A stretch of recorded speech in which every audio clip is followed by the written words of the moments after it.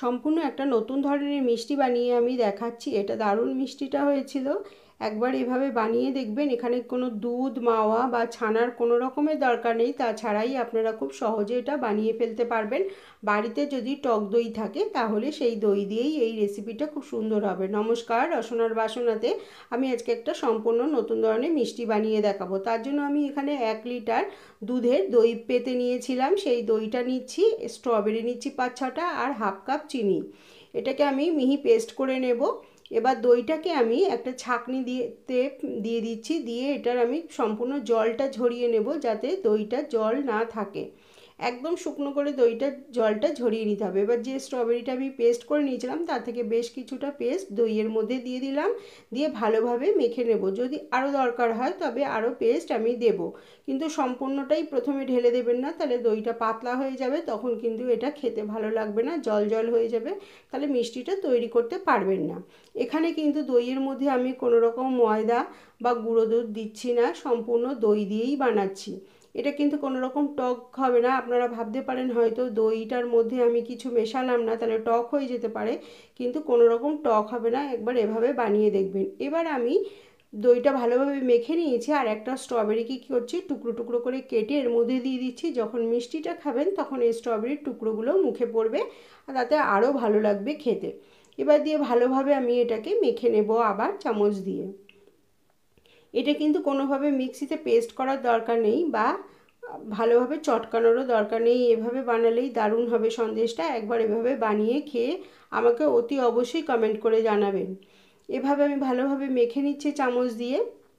মেখে নিয়ে একটা টিফিন বক্সে আমি এটা বানাবো। টিফিন বক্সটার মধ্যে একটা ফয়েল প্যাক দিয়ে দিলাম। ফয়েল দিয়ে দিলে কি হবে, সহজেই এটা উঠে আসবে। এবার আমি যে দইটা বানিয়ে রেখেছিলাম সেটা সম্পূর্ণ দিয়ে দিচ্ছি। এখানে চাইলে আপনারা চৌকো টিফিন বক্সের মধ্যেও বসাতে পারেন। আমি এটা গোল টিফিন বক্সের মধ্যে বসাচ্ছি। এটাকে ভাপে বসাবো 1/2 ঘন্টার জন্য।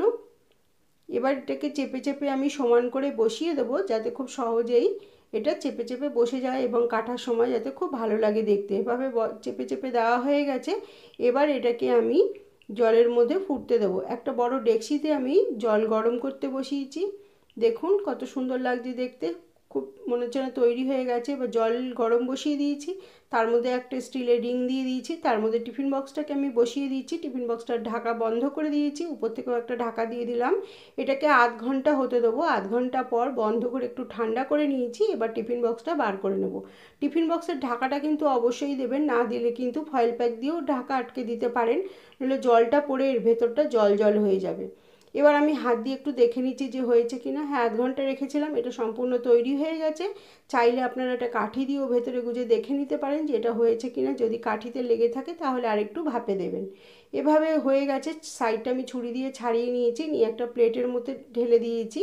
এটা খুব সহজেই বেরিয়ে গেছে।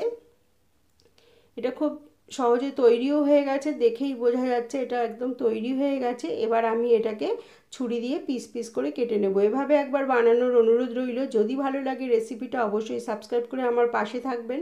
যারা এখনও আমার চ্যানেলটিকে সাবস্ক্রাইব করেননি তারা সাবস্ক্রাইব করে নেবেন এবং পাশের বেল আইকনটা বাজিয়ে দেবেন। আর লাইক, শেয়ার, কমেন্ট করতে ভুলবেন না। শেয়ার করলে আমার রেসিপিটা আরও অনেকে দেখতে পাবে। পিস করে কেটে নিয়েছি, দেখুন সহজেই পিস হয়ে যাচ্ছে, তার মানে সম্পূর্ণ তৈরি হয়েছে খুব ভালোভাবে। তার জন্য এটা খুব সহজে ছুরি দিয়ে কেটে নেওয়া যাচ্ছে। এবার এভাবেই আমি টুকরো করে নিয়ে এর উপর থেকে স্ট্রবেরি দিয়ে এটাকে পরিবেশন করব। এটা দারুণ হয়েছিল খেতে। এটা বানানোর অনুরোধ রইল। ভালো লাগলে অবশ্যই আমাকে কমেন্ট করে জানাবেন রেসিপিটা আপনাদের পছন্দ হয়েছে কি না। আজকের মতো রেসিপিটা এই পর্যন্তই। সবাই খুব ভালো থাকবেন, সুস্থ থাকবেন। আবার দেখা হবে অন্য কোনো দিন অন্য কোনো নতুন রেসিপির সাথে।